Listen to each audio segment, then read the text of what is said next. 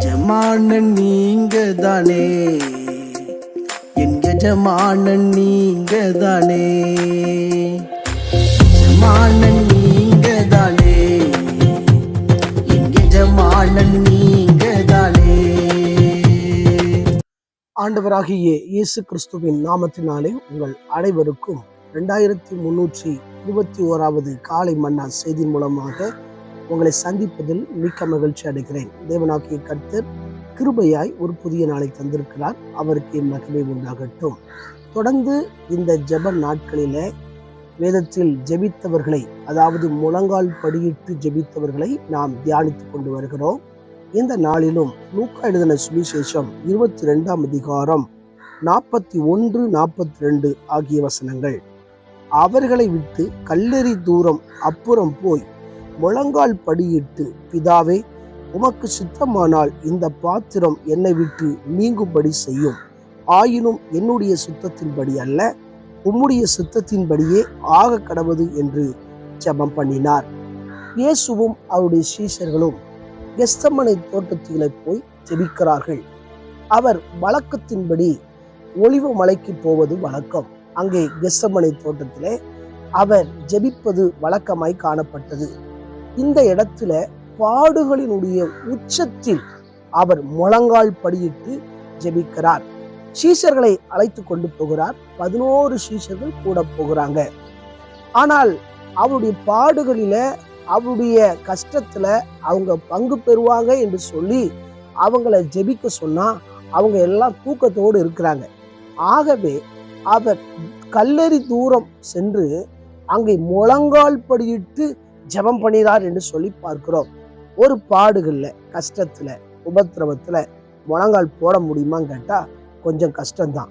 ஆனா இயேசு கிறிஸ்து பாருங்க, அவர் இந்த பாத்திரம் நீங்க கூடுமானால் நீங்கட்டும், ஆகிலும் என்னுடைய சித்தத்தின்படி அல்ல, உம்முடைய சித்தத்தின்படி ஆக கடவுது என்று சொல்லி பிதாவின் சித்தம் எதுவோ அந்த சித்தத்துக்காக ஜெபம் பண்ணுகிறார்.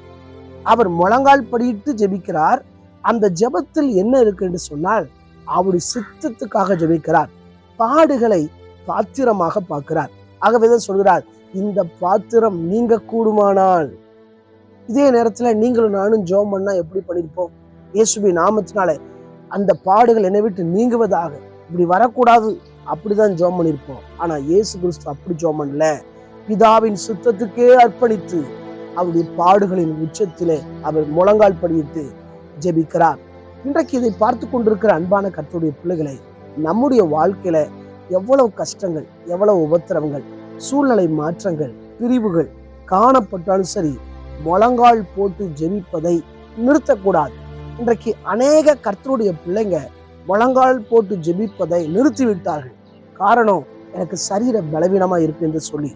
ஆனால் இயேசு கிறிஸ்து பாருங்க, அவருடைய சரீரத்தின் உறுப்புகள் அத்தனையும் ஜெபத்தில் பங்கு பெறுகிறது, ஜெபத்தில் செயல்படுகிறது.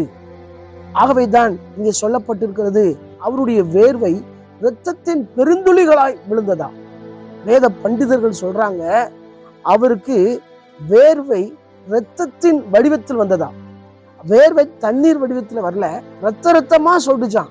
அப்ப அந்த அளவு அவருடைய ஊக்கமான ஜெபம், அவர் வியாகுலப்பட்டு ஜெபிக்கிற ஜெபம் அந்த ஜெபத்துல இருந்திருக்கிறது. இன்றைக்கு நாம் எப்படி ஜெபிக்கிறோம்? இயேசு கிறிஸ்து ஜெபித்துட்டு வந்து பார்த்தா இவங்க எல்லாம் தூங்கிட்டு இருக்கிறாங்க. அப்போ அவர் சொல்றாரு, விழித்திருந்து என்னோடு கூட நீங்க ஜெபிக்க கூடாதா? இதை பார்த்து கொண்டு இருக்கிற அன்பான கர்த்தருடைய பிள்ளைகளே, நமக்கு எவ்வளவு கஷ்டம்தான், எவ்வளவு பாடுகள் வந்தாலும் சரி, உங்க தனிப்பட்ட ஜெபத்தை நிறுத்துவதை விட்டுறாதீங்க. சபைக்கு போய் சென்று ஜெபம் பண்றதை நிறுத்திடாதீங்க. அதுவும் முழங்கால் போட்டு ஜெபம் பண்றதை நிறுத்திடாதீங்க. சிலருடைய வாழ்க்கையில பார்த்தீங்கன்னா கொஞ்சம் ஆசீர்வதிக்கப்பட்டா போதும், அவங்க ஜெபத்தை மறந்துடுவாங்க.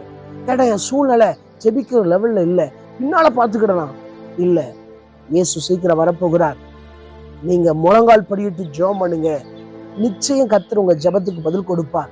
நேரம் கிடைக்கும் போதெல்லாம் சபையில சென்று ஜெபம் பண்ணுங்க. முழங்கால் படியிட்டு சபையில இவங்க முழங்கால் போடல, அவங்க முழங்கால் போடல, அதை பார்க்காதீங்க, நீங்க முழங்கால் போட்டு ஜெபம் பண்ணுங்க. இயேசு கிறிஸ்து பாருங்க, இந்த தூங்கிட்டு இருக்கிற சீஷர்களை பார்த்து அவர் ஜெபத்தை நிறுத்தல, முழங்கால் போடுறதை நிறுத்தல. ஆனா அவர் முழங்கால் போட்டு தான் ஜெபம் பண்ணினார், தள்ளி போய் ஜெபம் பண்ணார். நம்ம பிதாவை நோக்கி ஜெபம் பண்ணுவோம். தேவைகளுக்காக ஜெபம் பண்ணுவோம், ரட்சிப்புக்காக ஜெபம் பண்ணுவோம், நம்முடைய வாழ்க்கையில கர்த்தர் என்ன காரியத்தை செய்யணுமோ அதுக்காக ஜெபம் பண்ணுவோம். கர்த்தர் பெரிய காரியங்கள் செய்வாராக.